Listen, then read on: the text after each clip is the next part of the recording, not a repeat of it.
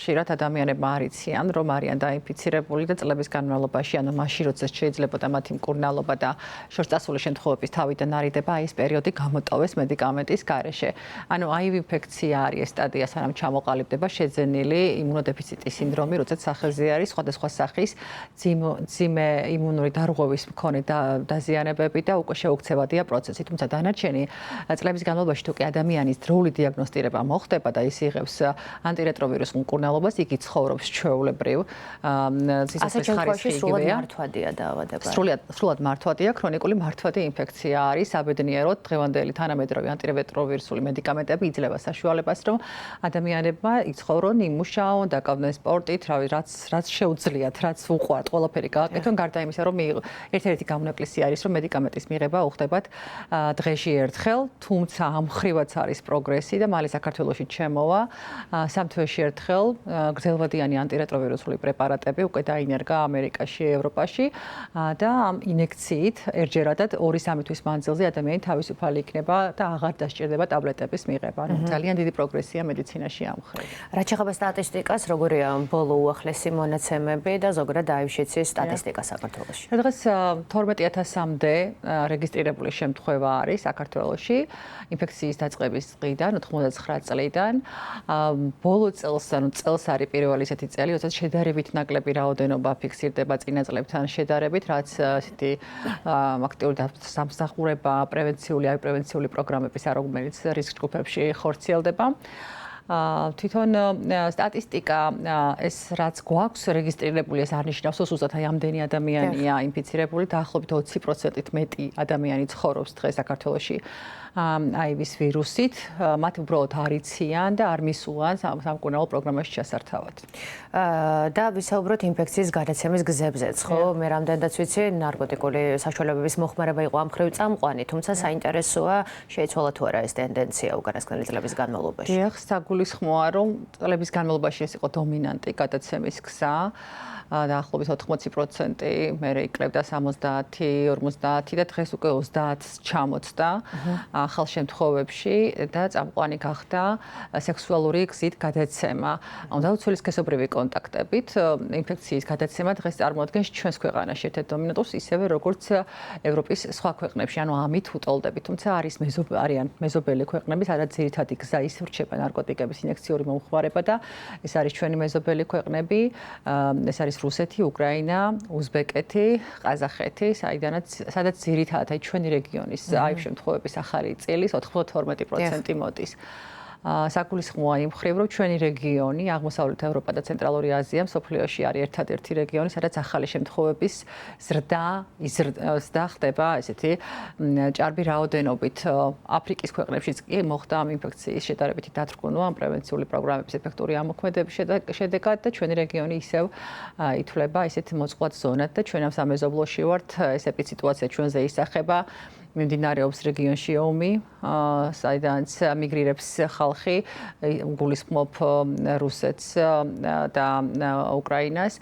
განსაკუთრებით რუსეთიდან არის დიდი რაოდენობით ადამიანები, რომლებიც გამოექვსნენ გარკვეულ თიქ რეჟიმს, გამოექვსნენ იქ არსებულ სტიგმას და დისკრიმინაციას, როგორც ზოგია მათ შორის არის აინფიცირებული და აქ აგზერეს მკურნალობას, ზოგმა არ იცოდა და აქ აღმოაჩინა მათი ჩართვა მკურნალობის პროგრამაში ასევე გამოწვევებთან არის ასახული და ანუ თლიანად რეგიონზე არსებული სიტუაცია ჩვენზეც ისახება და გარკვეული სიფრთხილე და ყურადღება გვმართებს, რომ ეპიდემია აი ამ ზონაზე შევინარჩუნოთ, რომ არ იყოს პროგრესული მატება შემდეგ წლებში.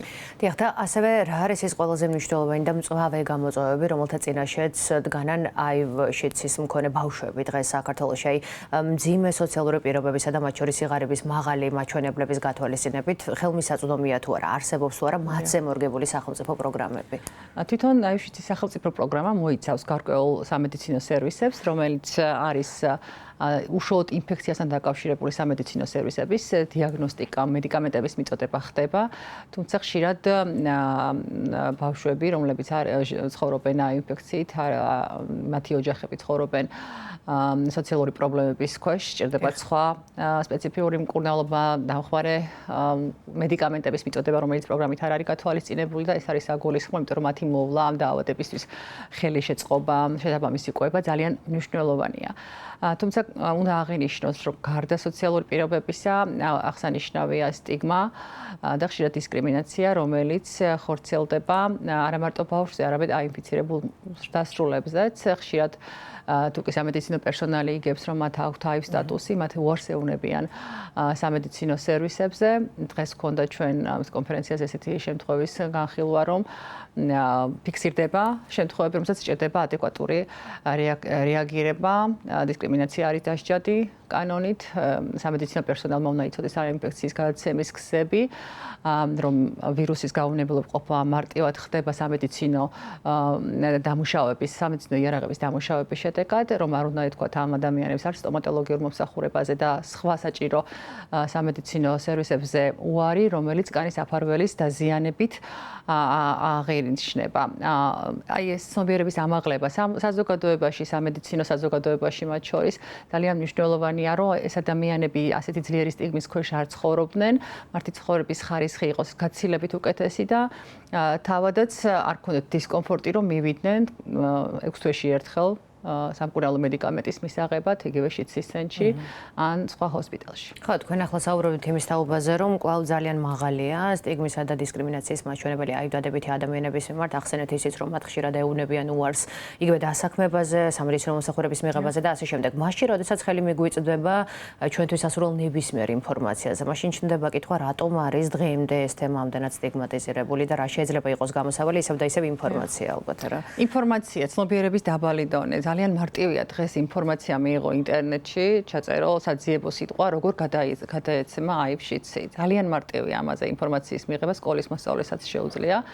ეს არის სისხლისმიერი გზა, ანუ სამედიცინო სისხლის გადასხმა, სამედიცინო მანიპულაციების ჩატარება თუ კი ხდება არასტერილური აღჭურვილობით, ან ნარკოტიკის მოხმარება თუ ხდება უკვე გამოყენებული საინექციო აღჭურვილობით, ან თუ არის დაუცველი სქესობრივი კონტაქტი, ან ვერტიკალური გზით, რაც ნიშნავს დედიდან შვილზე ორსულობის ან ძუძუთი კვების დროს. აი ეს სამი ძირითადი გზა არის, რომლის გათვალისწინება არის საჭირო და არ ხდება ეს აინფექციის გავრცელება ხელის ჩამორთმებით ან საერთო აუზში ბანაობით ან პირსახოცის გამოყენებით, ჩახუტებით. ეს ალბათ ძველი ტერმინებია, რომ მეგობრობით არ გადადის შიდსი, მაგრამ მაინც სჭირდება ხშირად საზოგადოებას ამ ინფორმაციის შეხსენება და აუცილებელია კიდე მასშტაბური საინფორმაციო კამპანიები, რომელიც არ უნდა იყოს ვთქვათ შიდსის დღესთან დაკავშირებული, არამედ მუდმივად უნდა იყოს ესეთი ინფორმაცია მიწოდებული, ყურში უნდა იყოს გამჯდარი, რომ როგორ გადაეცემა აი ინფექცია, აი ამით ხდება მხოლოდ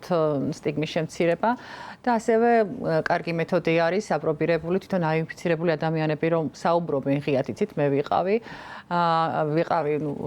ვარ აინფიცირებული ცხოვრობ სტატუსით, ვიღებ მკურნალობას, მეყოლა ჯანმრთელი შვილები, მყავს არაინფიცირებული მეუღლე, ანუ ესეთი кейსების განხილვა საკმაოდ ეფექტური არის.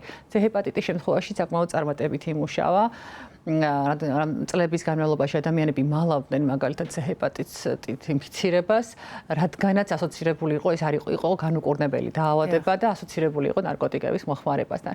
მას შემდეგაც გამოჩნდა უკვე მედიკამენტი და ხდება 3 თვეში ამ ვირუსისგან სრული განკურნება, ადამიანმა თავისუფლად დაიწყეს საუბარი, აი მე მქონდა, ვიმკურნალე, წარმატებით ჩავიარე და მოიხსნა თითქოს სტიგმა. აი ამ ფართო კამპანიების შედეგად და მსგავსი არის განსახორციელებელი ამ მხრივაც. და ბოლოს 2015 წელს მსოფლიომ აიღო ვალდებულება იმის თაობაზე, რომ 2030 წლისთვის შიდსის ეპიდემია უნდა დასრულდეს. არსებობს თუ არა ამ მიზნის მისაღწევად კონკრეტული გეგმა და სტრატეგია?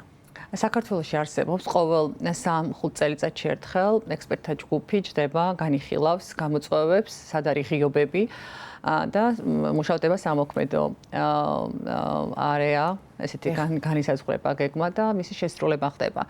ჩართულია სახელმწიფო აქტიურად, არის ესეთი ყავს საერთაშორისო ფონდი, გლობალური ფონდი, რომელიც ეხმარება სახელმწიფოს აი ამ მიზნების მიღწევაში და ესეთი 95 ესეთი სტრატეგია არის და ამ სამი მიზნიდან ერთ-ერთთან ძალიან ახლოს ავართ.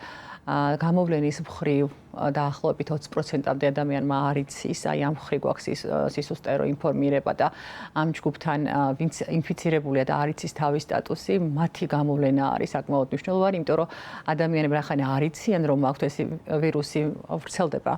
შესაბამისად, თუნდაც დაუცველი სქესობრივი კონტაქტები თან საზიარო აღჭურვილობის გაზიარებით და მნიშვნელოვანია რომ ისინი მოვიდნენ მკურნალობა ჩაიტაროს, მოხდეს მათი ვირუსული დატვირთვის განულება, რაც იმის რისკს ამცირებს მნიშვნელოვნად რომ გადასცეს სხვა ინფექციას. და ასევე მნიშვნელოვანია კიდე აღვნიშნო, რომ არსებობს ქვეყანაში პრეექსპოზიციური პროფილაქტიკა, ანუ მაღალი რისკის ჯგუფები იღებენ წინასწარ მედიკამენტს, აი ვისაწინააღმდეგო მედიკამენტს და არ ხდება მათი დაინფიცირება და არსებობს პოსტექსპოზიციური მედიკამენტი, პროფილაქტიკის მედიკამენტი, როდესაც მოხდება სავარაუდო კონტაქტი მოხდა ინფიცირებულთან, მაგალითად ძალადობის გაუპატიურების შემთხვევის შემდეგ ან მოხდა შერჭობა რომელიმე ინსტრუმენტის, რომელიც პოტენციურად დაბინძურებული იყო HIV ინფექციის ვირუსით.